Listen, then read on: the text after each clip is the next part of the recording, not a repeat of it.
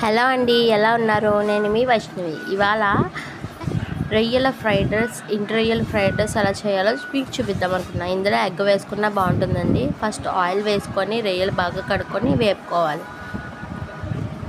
ఆ తర్వాత మీరు ఎప్పుడైనా ఈ రొయ్యల ఫ్రైడ్ రైస్ తిన్నారా?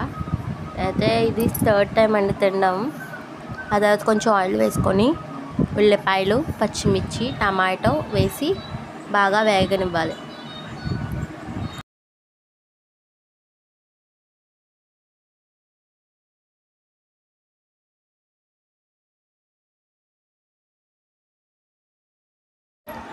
అందులో కొంచెం కరివేపాకు వేసుకొని కొంచెం అల్లం వెల్లుల్లి పేస్ట్ వేసి కొంచెం ఉప్పు వేసి బాగా వేగనివ్వాలి.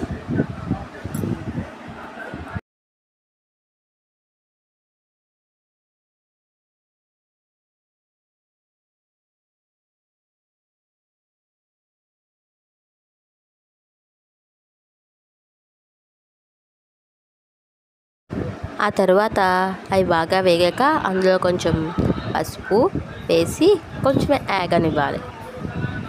వేగనిచ్చాక అందులో రొయ్యలు వేసేయాలి. ఎన్ని రొయ్యలు వేపే పక్కన పెట్టుకున్నాం కదా, అవి వేసేయాలి. వేసేసి బాగా వేగనివ్వాలి.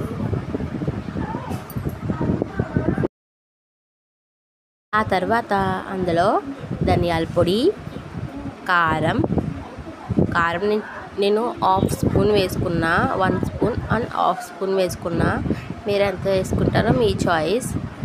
ధనియాల పొడి, కారం, కొంచెం చికెన్ మసాలా వేసి బాగా వేగనివ్వాలి పచ్చివాసన పోయే వరకు. ఈ వీడియో మీకు నచ్చినట్లయితే లైక్ చేయండి, షేర్ చేయండి, సబ్స్క్రైబ్ చేసుకోండి. ఇలాంటి వీడియోలు మీకు ఎన్నో పెడదామని నేను అనుకుంటున్నాను. ఇలా వేగిన తర్వాత కొంచెం వేగనిచ్చి అందులో మనం ముద్దలాగా ఉన్న అన్నం అంతా పొడి పొడిగా చేసుకొని అందులో వేసేసుకోవాలి. ఇందులో కావాలంటే బియ్యం కూడా వేసుకోవచ్చు.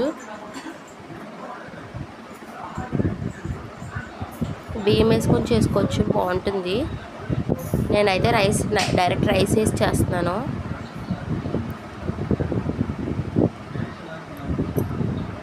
ఫ్రైడ్ రైస్ చేసినప్పుడు కూడా ఈ రొయ్యలు వేసుకుంటే చాలా బాగుంటుందండి.